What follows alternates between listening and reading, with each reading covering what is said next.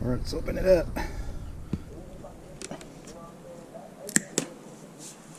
By the way, this is the, I don't know if I said it was the 12K pounds automatic load, 3-stage planetary gear system. It's got the one motor on there, free spooling for the fast line out. Voted best winch, so I feel good about it. I'm not gonna hold back. It's a good deal. I don't think you get that deal anymore from Harbor Freight, but I believe I got it for like $250 with the coupon. Now with the coupon, I think it's like $379. So not bad. I've been holding off on it, but yeah. Let's see how this will look. All right.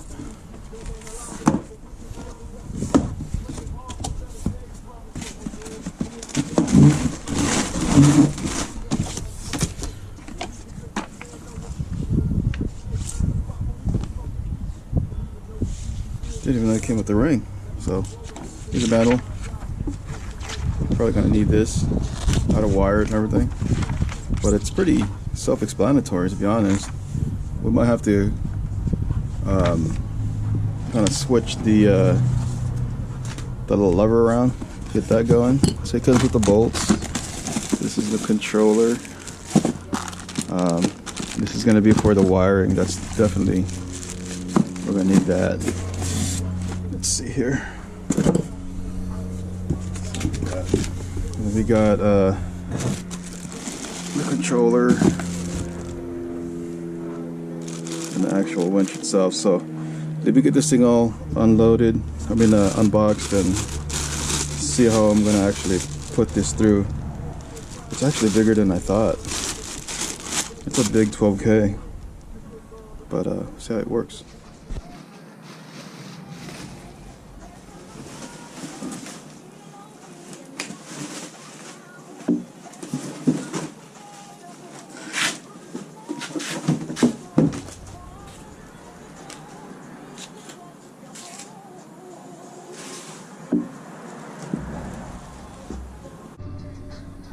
So here we go. You got all these right here.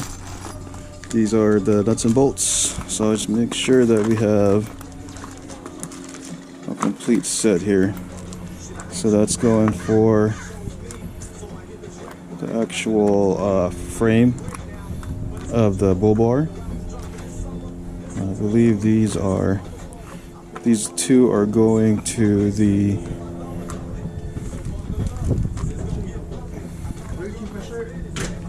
Huh? Nope. Let's see here.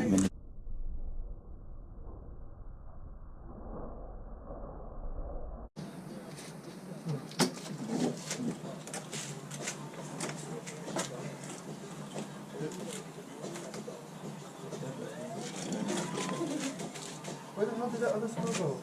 It's probably here somewhere. It's okay. It's probably here.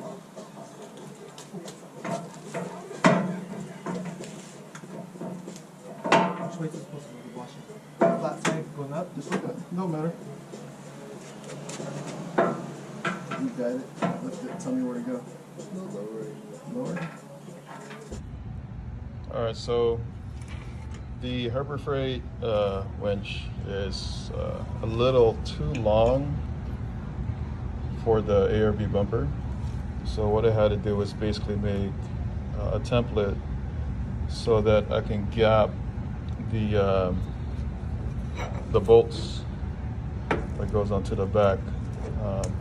So basically, I think we're gonna require 2 of these. It's basically a 3/4 inch thick if they're both combined, and that's gonna give enough gap from side to side of the ARB bumper for me to put the winch right in the back without it hitting anything. Because right now, the way it sits, there is actually a connection on the backside hitting the bumper, and it's about a good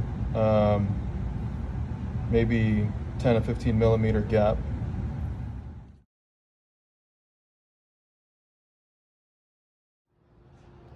Okay, so here's the final cut. spacers that I was referring to were these. See these right here? This guy. So one on each side. See, that's on, but I needed a gap. So basically just rebolt those. We're gonna go underneath right now so I can show you. All right, here's the bottom side of it. So if you're lying down looking up, you can visually see it more on this side. So the spacer right there, where it bolts into, and then it goes straight and it curves. So it gives it about a good, I want to say, let's see if I can get that. Not very much room actually. I'm gonna say about a good 10 millimeter. So yeah, you can fit one of these in here. I would highly recommend putting the wires in first. I didn't do that, and I mean, it wasn't very hard, but could have saved me a good 20-30 minutes. So I would put the wires in first. This is negative that goes to the battery, and these are color coded onto the where it bolts into, and just basically make it look nice and clean. On the 80 series, you can actually go through here and into where the battery is going to connect into, right in there. And I'll show you that next. So wires come up from right here. Just pull it. So you got plenty of room where it goes to the negative and the positive. I normally store my extra oil in here. Let's see if I can still make it fit in here. You can actually reach in so that you can pretty much unlock it, pull it out. I think all I'm gonna do is hook it up to my original hook. Instead of that and bending that, I'm gonna actually do that. Just go this way, come down here. Batteries needs to be installed, but we'll do that tomorrow. All right, so I decided I want to actually put one of these guys. This is actually the disconnect, which is going to be installed onto the 12 volt, the positive side. And this is basically just a key to turn it off and on. And I also made a bracket. You can actually buy a circuit breaker, like a 50 amp or 100 amp circuit breaker, which acts the same because you just press a button and it actually disconnects the power to the winch. But I guess I could have went that way, but I ended up going to Harbor Freight and buy this instead. So I made this little bracket. Basically, it's just going to go like this, and it's going to get bolted into the front of the truck or the landcruiser, and it's basically just going to be right in front of the battery. So let's see how it looks. So it goes this way.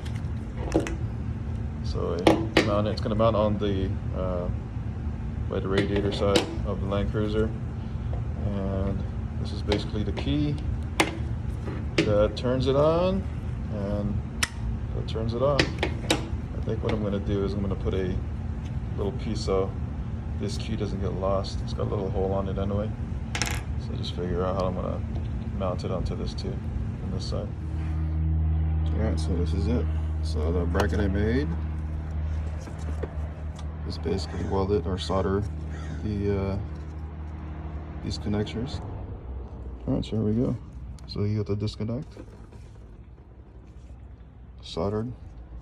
The one on the left is the one from the winch, and on the right it goes to the battery next to the relay, connects into that. So that's how the setup's going to be, basically like this. Here we go. So relay connects to the breaker, and if you want to turn it off and on, which is off right now, here's your key. It's on. So let's go check it out. Try it.